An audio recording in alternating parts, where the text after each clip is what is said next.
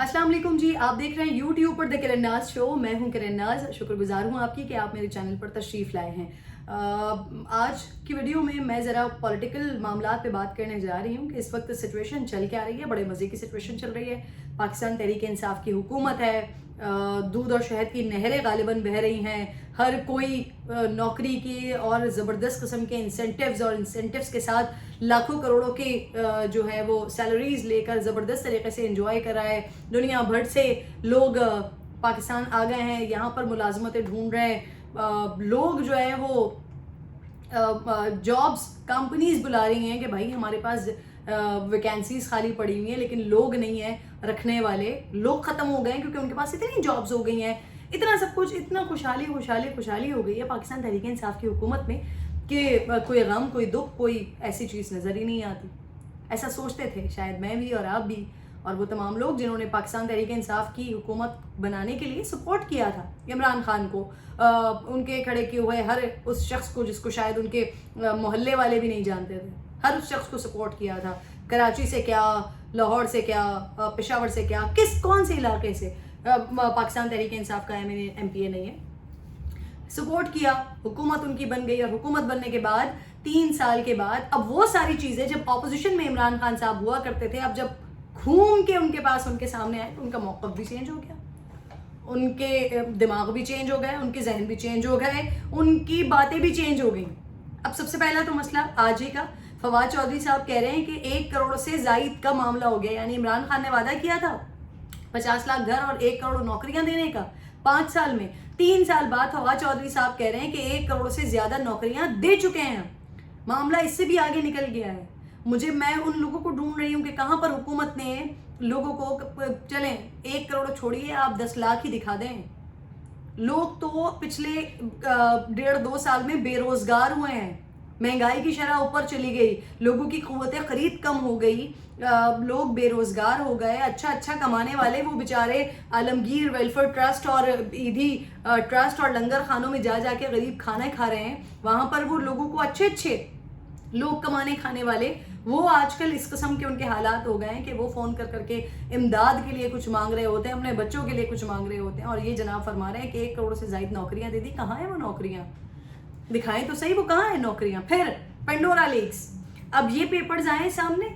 अच्छा, अब इन पेपर्स पे होना तो ये चाहिए था जितनी कुछ बातें जब पैनामा लीक्स हुआ था उस वक्त इमरान खान ऑपोजिशन में हुआ करते थे, हर वक्त हुकूमत पर तनकीद किया करते थे। तो जैसे ही पैनामा लीक्स आया, हालांकि उस वक्त के वजीर आजम का नाम उस पैनामा लीक्स में नहीं था, उनके बच्चों का नाम था, लेकिन वजीर आजम साहब मुसलसल उस वक्त के ऑपोजिशन में इमरान खान साहब मुसलसल डिमांड करते थे कि इस्तीफ़ा दें, आपको रिज़ाइन कर देना चाहिए और रिज़ाइन करने के बाद तहकीकात करवाएं। तहकीकात में जब आप क्लियर हो जाएं, जब पता चल जाए कि जी ये जो माली बदउनवानी है या ये जो करप्शन है ये आपने नहीं की हुई, या ये जो मनी लॉन्ड्रिंग के जरिए ऑफशोर कंपनीज नहीं बनाई गई हैं, ये सब कुछ जब साबित हो जाए उसके बाद फिर आप अपने ओहदे को एक्सरसाइज करें, लेकिन उससे पहले आप रिज़ाइन कर दें। अब वही सिचुएशन है। अब फिर नाम आया है, फिर ऑफशोर कंपनीज के बारे में इमरान खान के आजू बाजू बैठे हुए लोगों के नाम आए हैं, उनके अपने वज़रा के नाम आए हैं, कई बड़ी पर्सनालिटीज़ के नाम आए हैं। लेकिन अब मौक़िफ़ ही तब्दील हो गया। अब सबसे पहले तो मौक़िफ़ ये आ रहा है कि जी ऑफशोर कंपनी का मतलब ये नहीं होता कि ये पैसा जो है वो बदउनवानी के ज़रिए ही ऑफशोर कंपनी बनाई हो। पहले भी पता था, ये बात आप लोगों को पहले भी पता थी ना। ऑफशोर कंपनीज के दीगर मकासद हो सकते हैं, सिर्फ और सिर्फ मनी लॉन्ड्रिंग करके ही पैसा बाहर भिजवाना नहीं होता, दीगर मकासद भी हो सकते हैं। लेकिन उस वक्त का मौक़िफ़ कुछ और था। आज सबसे पहले ये बातें ख़त्म कर दी कि जी ये तो माली बदउनवानी या ये करप्शन या ये आवाम का लूटा हुआ पैसा नहीं, ये उस दीगर मकासद के लिए भी बनाए जा सकते हैं। सवाल ये होना चाहिए कि क्या ये डिक्लेयर है या नहीं है, उस पर तहकीकात होंगी। बहुत अजीब सी बात। या तो पहले आपके अपने लिए जो उसूल है वो जब आप अपोजिशन में थे तब मौजूदा उस वक्त की हुकूमत के लिए वो उसूल नहीं थे, लेकिन अब आप हुकूमत में हैं तो अब आपने अपने लिए ये उसूल वज़ा कर लिए कि भाई ये पहले इसकी ये तहकीकात होनी चाहिए कि ये ऑफशोर कंपनीज जो हैं ये मनी लॉन्ड्रिंग के जरिए बनाई हुई है या किसी और मकसद के लिए बनाई गई है। ये बात। फिर उसके बाद जी ओहदे से रिज़ाइन करने की बात की जाती थी बार बार कि जी ओहदे से रिज़ाइन करें, हट जाएं, बिल्कुल आपको इस सीट पे नहीं होना चाहिए। लेकिन उनके जो आसपास के लोग हैं, अभी तक एक शख्स भी वज़ीर आज़म साहब ने ओहदा छोड़ने की डिमांड नहीं की है। ना उन्होंने फैसल वाडा को कहा है कि वो अपनी सेंटरशिप छोड़ें, نہ انہوں نے علیم خان کے لیے کچھ کہا ہے، نہ انہوں نے خسرو بختیار کے بھائی کے لیے کچھ کہا ہے، نہ دیگر لوگ جو ان کے آس پاس کے ہیں، شوکت ترین کے لیے، کسی کے لیے بھی وزیر اعظم صاحب نے کچھ نہیں کہا. صرف یہ کہا جا رہا ہے کہ جی تحقیقات ہوں گی. پھر ایک اور بڑی امپورٹنٹ بات کہ وزیر اعظم عمران خان صاحب جس وقت اپوزیشن میں ہوا کرتے تھے اس وقت یہ بات کیا کرتے تھے کہ محب وطن وہ ہوتا ہے جس کی اب چونی بھی پاکستان کے لیے ہو، پاکستان میں ہو. تو چھوڑ دیجئے کہ یہ منی لانڈرنگ کے ذریعے ہوا یا بغیر منی لانڈرنگ کے ہوا، یا حق حلال کی ہی کمائی تھی جو دیگر آف شور کمپنیز بنا کے باہر رکھی گئیں. بٹ سوال یہ ہے کہ کیا جو آپ کے آس پاس بیٹھے ہوئے ہیں اب آپ ان کو محب وطن کا سرٹیفکیٹ دے رہے ہیں؟ اس سے پہلے جو لوگ جن کی آف شور کمپنیز تھیں وہ تو محب وطن نہیں تھے، جن کا پیسہ اس ملک سے باہر تھا وہ محب وطن نہیں تھے. لیکن اب جو آپ کے آس پاس لوگ موجود ہیں جو بیٹھے ہوئے ہیں، کیا وہ محب وطن ہیں؟ عمران خان صاحب عجیب سا معاملہ ہے، نہ کوئی ابھی سوال کر سکتا ہے، نہ کوئی اس طرح سے جواب دینے کو تیار ہے. چیئرمین نیب کا معاملہ بڑے مزے کا ایک اور معاملہ چل رہا ہے. یہ وہی چیئرمین نیب ہے جو کہ نواز شریف کی مشاورت سے لگائے گئے ہیں، لیکن اب وفاقی وزیر، وفاقی وزراء، وزیر اعظم، دیگر لوگ کہتے ہیں کہ جی چیئرمین نیب کے معاملے پہ، ای وی ایم الیکٹرانک ووٹنگ مشین والے معاملے پر ہم مشاورت کریں گے اپوزیشن سے، لیکن چیئرمین نیب کے معاملے پر ہم اپوزیشن سے مشاورت نہیں کریں گے، کیونکہ جو اپوزیشن کا جواب ہوگا، جو اپوزیشن کا مشترکہ رائے ہوگی یا جو فیصلہ ہوگا بیسکلی وہ شہباز شریف صاحب کا ہوگا، اور شہباز شریف صاحب پر تحقیقات چل رہی ہیں، ان کے اوپر نیب کے کیسز چل رہے ہیں. تو چیئرمین نیب کے حوالے سے ان سے ہم نہیں پوچھ سکتے کیونکہ ان کا کردار داغدار ہے. جب ان سے یہ سوال کیا جاتا ہے کہ بھائی ان کا کردار داغدار ہے اس لیے آپ چیئرمین نیب کے حوالے سے ان سے بات نہیں کریں گے، لیکن آپ دیگر معاملات میں بات کریں گے، تو پھر جن کی مشاورت سے آئے ہیں نواز شریف، ان کا بھی تو کردار داغدار ہے آپ کی نظر میں، تو پھر ان کو، اور وہ تو کنوکٹڈ بھی ہیں، تو پھر ان کا ہی لائے ہوئے بندے کو توسیع دینے کے لیے اتنا زیادہ آپ لوگ کیوں چل رہے ہیں؟ اتنا زیادہ آپ کیوں پریشان ہیں کہ اس کے لیے صدارتی آرڈیننس لے کر آ رہے ہیں؟ مشاورت نہیں کریں گے، لیجسلیشن نہیں ہوگی اس پر، لیکن صدارتی آرڈیننس کے ذریعے چیئرمین نیب کو توسیع دے دی جائے گی. عمران خان صاحب جس وقت اپوزیشن میں تھے، جو چیزیں نواز شریف صاحب کے دور میں جب وہ موجودہ حکومت میں تھی اس وقت حرام ہوتی تھی، اب وہ اپنی حکومت میں حلال ہوتی ہیں. اس چیئرمین نیب کو جس کو وزیر اعظم کی مشاورت سے یا شاہد خاقان عباسی، نواز شریف کی مشاورت سے اس وقت کے وزیر اعظم شاہد خاقان عباسی لے کر آتے ہیں، کیونکہ شاہد خاقان عباسی کا کردار اس وقت داغدار نہیں تھا جب انہوں نے چیئرمین نیب کا فیصلہ کیا.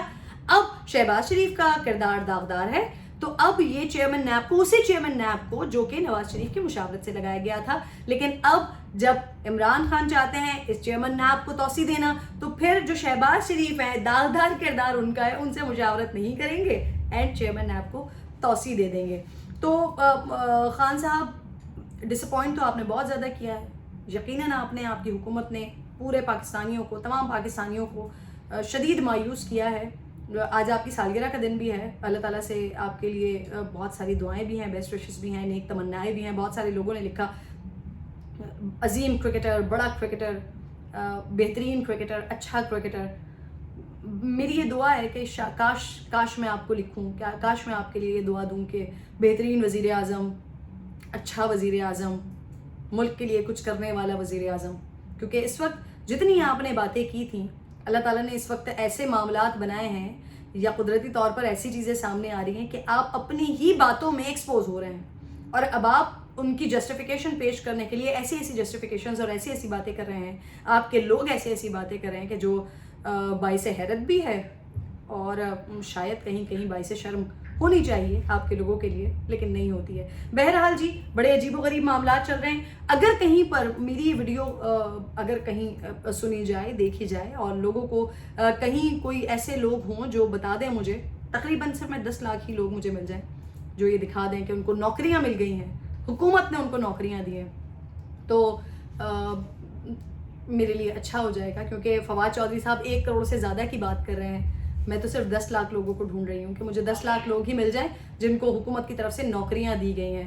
یہاں پر تو لوگوں کو بے روزگار ہوتے ہی دیکھا ہے. اب ایک طرف یہ والا معاملہ ہے، دوسری طرف جو اتھینٹک رپورٹ سامنے آتی ہیں اس میں یہ تک آیا ہے سامنے کہ چپڑاسی کی ویکینسی نکلی، اس میں گریجویٹ لوگوں نے اپنی سی ویز، اپنے پورٹ فولیوز بھیجے ہیں.